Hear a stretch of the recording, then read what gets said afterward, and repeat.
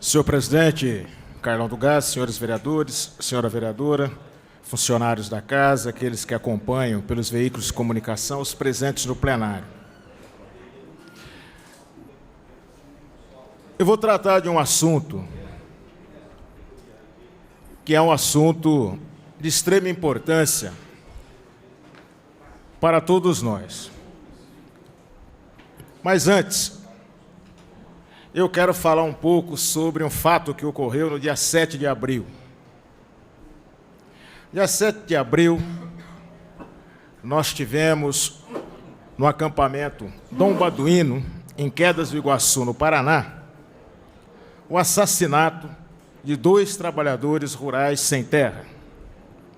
O Leomir Orbach, 25 anos, o Vilmar Bordim, 44 anos, deixa esposa e 3 filhos.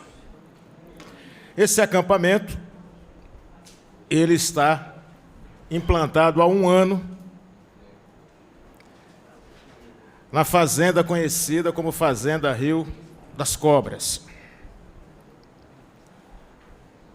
Por uma dessas ironias do destino, depois da emboscada e do assassinato desses 2 trabalhadores sem terra, a Justiça proferiu uma sentença em segunda instância, mediante uma ação promovida pelo INCRA.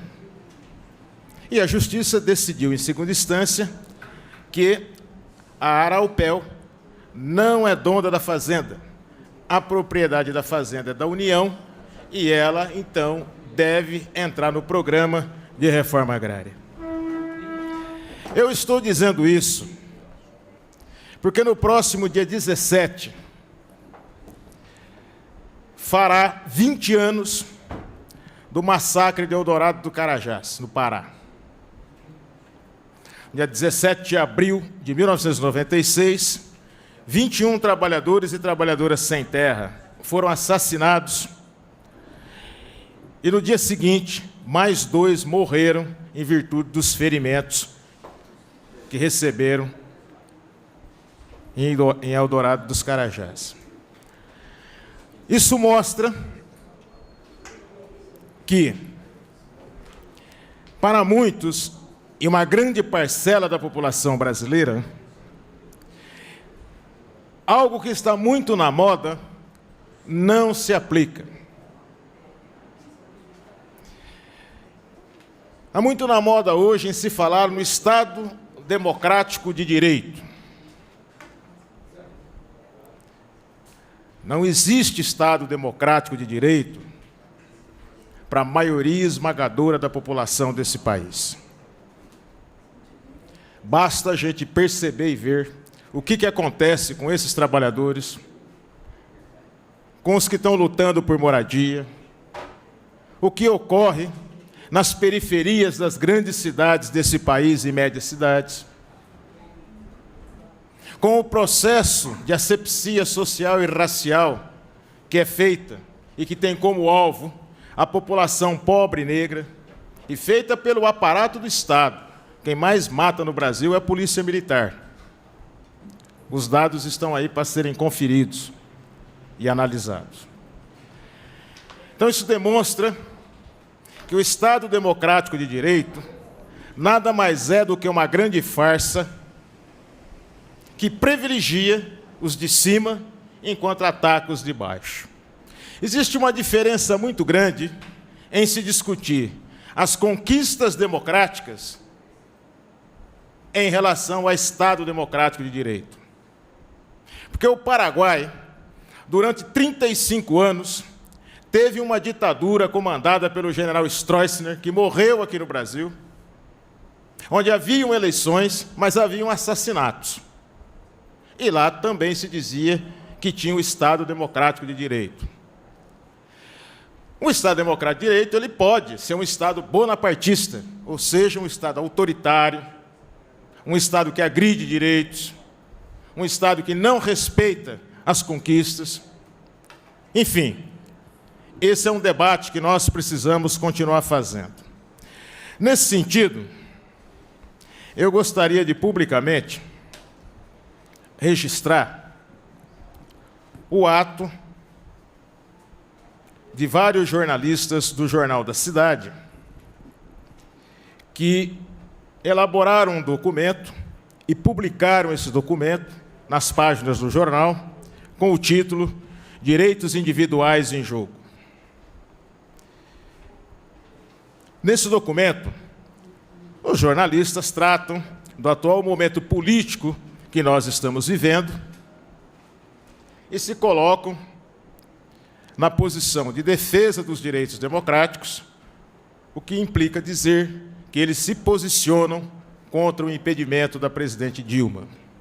E um dos que assinaram esse documento está presente aqui, que é o jornalista Vinícius Lousada.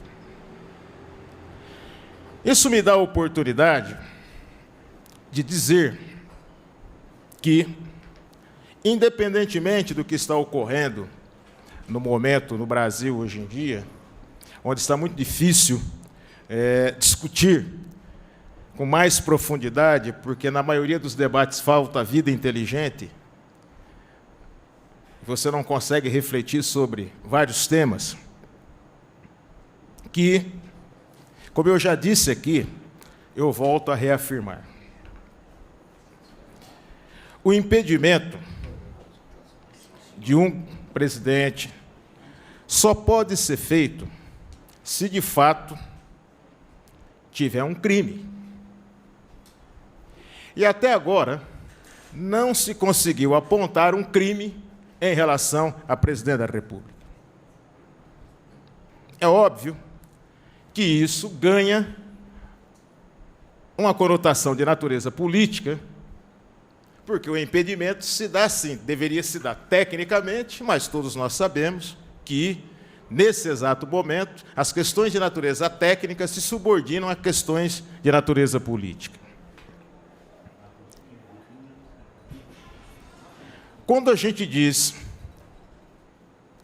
que esse é um momento extremamente difícil para a nação brasileira, ele é um momento mais difícil para a classe trabalhadora brasileira. Nós temos direitos democráticos que foram conquistados. Alguns foram necessários mais de 70 anos de lutas para que eles estivessem inscritos no nosso ordenamento jurídico. E todos esses direitos hoje estão colocados em risco, independente do desenlace do que vai ocorrer no dia 17. Porque todos os governos, inclusive o governo da presidente Dilma, necessitará atacar os direitos dos trabalhadores. Essa é a agenda do capital. Portanto, nós temos que colocar no centro desse debate a luta pelos direitos democráticos e também a necessidade dos trabalhadores e trabalhadoras desse país se organizar para evitar os ataques, como, por exemplo, a Previdência com a nova proposta de reforma da Previdência, as propostas de ataque à consolidação das leis do trabalho, a CLT, derrotar projeto de lei que está na Câmara, que já foi aprovado, que é o projeto de lei antiterrorismo, que pode levar à prisão qualquer trabalhador e qualquer cidadão que se manifeste contra atos de governo. Então, nesse sentido, nós, e eu particularmente, defendo que quem propõe hoje o impedimento da presidente Dilma não tem condições de fazê-lo. Um Congresso corrupto, a maioria de deputados e senadores respondendo o processo, a começar pelo presidente da Câmara, que a gente pode classificar como um dos piores ladrões que apareceram na história recente do Brasil e que tudo tem feito para se preservar no cargo. Então, nesse momento, nessa circunstância, não há como fazer o impedimento da presidente Dilma. Combater o impeachment necessariamente não implica em concordância com as políticas do governo.